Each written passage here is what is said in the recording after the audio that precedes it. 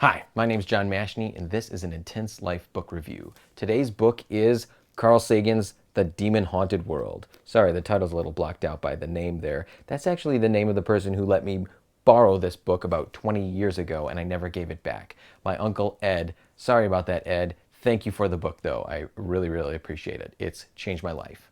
What this is designed to do, these Intense Life book reviews, is to give you one, two, maybe three actionable educational principles that I've pulled from some of the best books that I've read in the last 20 years. Many, many years ago, I would read a book and then I would realize, you know what, I don't even really remember how this book is impacting my life. And it really started to bother me. So I've decided to start cataloging the key points, maybe one, two, sometimes three or more, those number of points that I've pulled from some of the best books that I've read. Now, I'm giving these points to you so you can learn from it, so you can take it and implement it in your own life if you like. Now, if you want to read the book and learn more, you'll have a little bit of information to help you out. If you don't want to read the book, that's totally fine, but now you have something you can point to and maybe say have it impact your life or have it benefit you down the line. So let's just jump right into this particular book.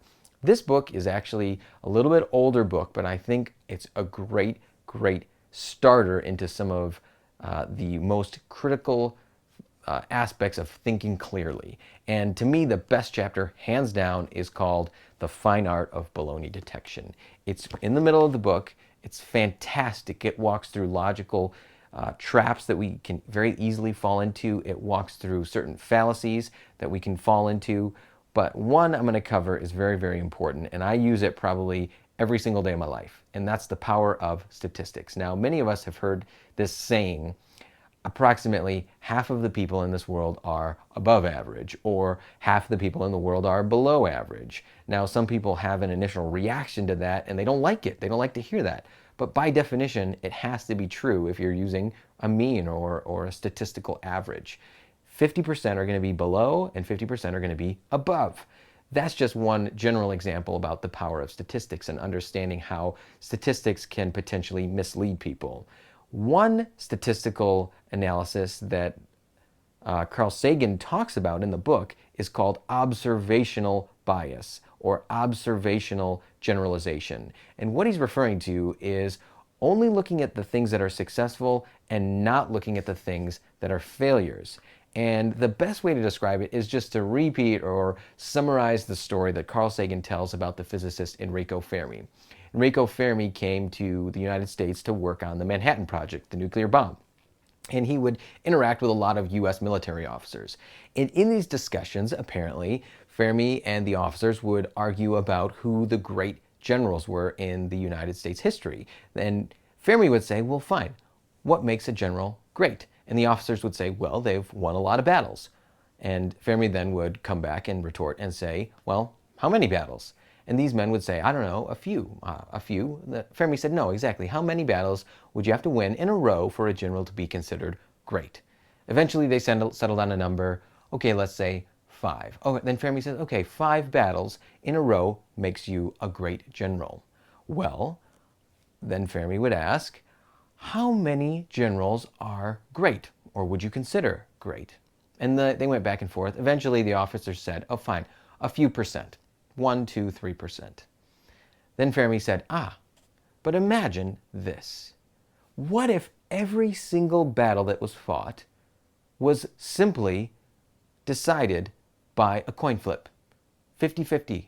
The odds are 50% that one general would lose and 50% the one general would win. So 2 generals lead armies into battle, and it's a 50-50 chance that the one general would be victorious. So then it follows, if we use that same logic, what are the odds that one general under this scenario would win 2 battles in a row? Well, it's just 1/4. 1 out of 4 times you would have one general that wins 2 battles in a row. What about 3 battles under this type of scenario? It would be 1/8. 1/8. And then what about 5 battles in a row? It would be 4 battles would be 1/16, and then 5 battles would be 1/32. Yeah, I can't do math in my head while I'm talking into a camera. So 1 out of 32 the odds would be 1 out of 32. So if you had 100 generals, Fermi would say, then approximately 3, right? 1 out of 32 is about 3%. Approximately 3 would be considered great, even if the odds of winning a battle are completely random, meaning there's a 50% chance. It's just a coin flip. But yet, this officer, or these officers that he was talking with, thought, surely, if you win 5 battles in a row, you must be a great general, a skilled general, a talented general. You must be great at what you do. Maybe that's true, but that same chance of winning 5 battles in a row is, if it's 50-50, then it doesn't really reveal who's great because it could be completely random.